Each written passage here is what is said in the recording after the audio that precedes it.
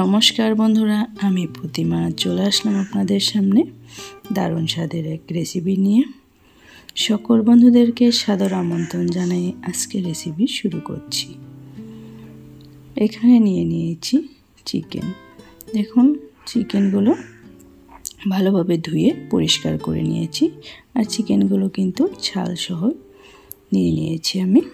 আর এখানে আলু আর ফুলকপি কেটে নিয়েছি। 3টে আলু আর ছোটো সাইজের একটা ফুলকপি নিয়েছি।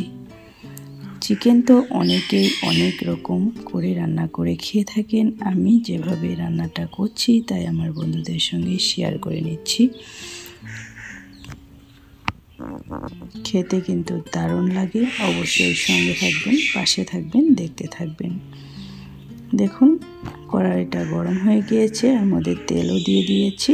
এবার আমি আলু আর ফুলকপি ভেজে নিচ্ছি। আলু ফুলকপির মধ্যে অল্প পরিমাণে লবণ আর হলুদ দিয়ে দিচ্ছি। আলু আর ফুলকপি ভাজতে একই সময় লাগে, তাই আমি একই সঙ্গে ভেজে নিচ্ছি। আর ভাজবো কিন্তু খুব সুন্দর কালার করে ভেজে তুলে নিব। যেভাবে আলু ভেজে মাংস ব্যবহার করি, সে একইভাবে ফুলকপিগুলো ভেজে তুলে নিব।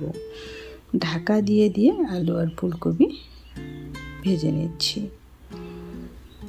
দেখুন, আলু আর ফুলকপির কালার কতটা দারুণ চলে এসেছে। এবার আমি তুলে নিচ্ছি। ছান্তার সাহায্যে একটা পাত্রে তুলে নিব। আর সকল বন্ধুদেরকেই অনুরোধ জানাবো ভিডিওটা স্কিপ না করে পুরোটা দেখার জন্যে। দেখুন, আলু আর ফুলকপির কালার চেঞ্জ হয়ে এসেছে। এবার আমি তুলে নিচ্ছি পাত্রে। এই তেলেই আমি আরেকটু তেল দিয়ে দিচ্ছি। খুন্তির সাহায্যে কড়াইয়ের গায়ে তেলটাকে ভালোভাবে লাগিয়ে দিচ্ছি। এবার আমি ফোড়ন দিব। ফোড়নে দিচ্ছি কিছু গোটা গরম মশলা, 2টো শুকনো লঙ্কা আর হাফ চা চামচ জিরে। ফোড়নটা ভালোভাবে ভেজে নিচ্ছি। ফোড়নটা হয়ে আসলে এর মধ্যে কুচো করে রাখা পেঁয়াজ অ্যাড করে দিচ্ছি।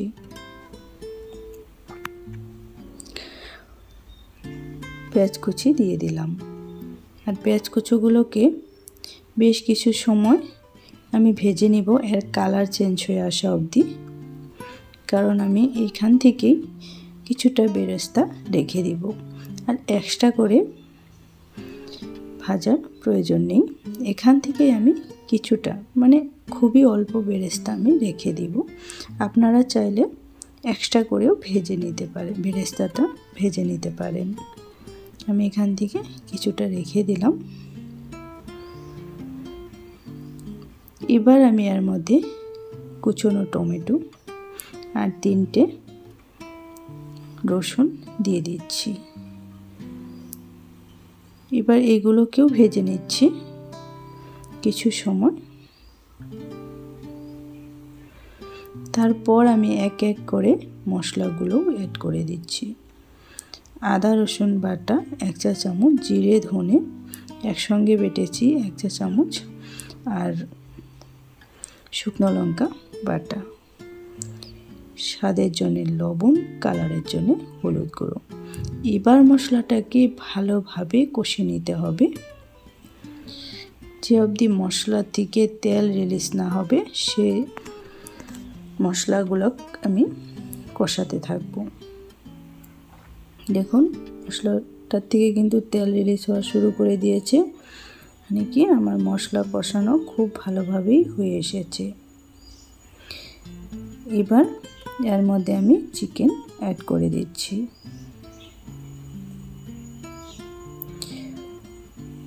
চিকেনগুলো দিয়ে বেশ ভালোভাবে নাড়াচাড়া করে মশলার সঙ্গে মিশিয়ে দিতে হবে। মশলা কষানো ভালো হলে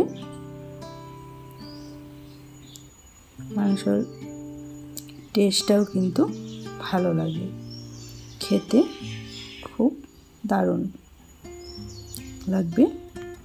দেখুন লাড়াচাড়া করে বেশ কিছু সময় আমি মাংসটাকে কষিয়ে নিয়েছি। এবার একটু জল দিয়ে ঢাকা দিয়ে রেখে দিব কিছু সময়ের জন্য। জলটা আমি এর জন্যই দিলাম যাতে কড়াইতে লেগে না যায়, তাই আমি একটু জল দিয়ে ঢাকা দিয়ে দিচ্ছি। মাংসগুলো ভালোভাবে সিদ্ধ হয়ে যাবে।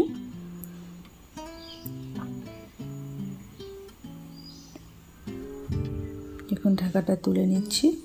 মাংস থেকে কিন্তু অনেকটা তেল ছেড়ে দিয়েছে।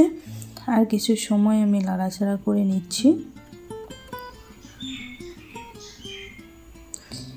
যারা আজকে আমার ভিডিও নতুন দেখছেন, নতুন বন্ধুদেরকে বলছি, ভিডিও দেখে ভালো লাগলে অবশ্যই লাইক, কমেন্ট, শেয়ার করবেন, সাথে চ্যানেলটাও সাবস্ক্রাইব করে নেবেন। কে কোথা থেকে আমার ভিডিওটা দেখছেন অবশ্যই আমাকে জানাবেন। দেখুন মাংসটা ভালোভাবে কষিয়ে নিয়ে এর মধ্যে আলু আর ফুলকপিও কিন্তু আমি অ্যাড করে দিলাম। এবার মশলার সঙ্গে এইগুলোকে একটু সময় নাড়াচাড়া করে নিচ্ছি। এবার আমি জলটা অ্যাড করে দিব। জলটা বুঝে পরিমাণ মতো জল অ্যাড করে দিলাম। বেশি জল আমি দিব না, পরিমাণ বুঝে জলটা দিয়ে দিলাম। জলটা দিয়ে ঝোলটাকে জাল করে নিতে হবে বেশ কিছু সময়।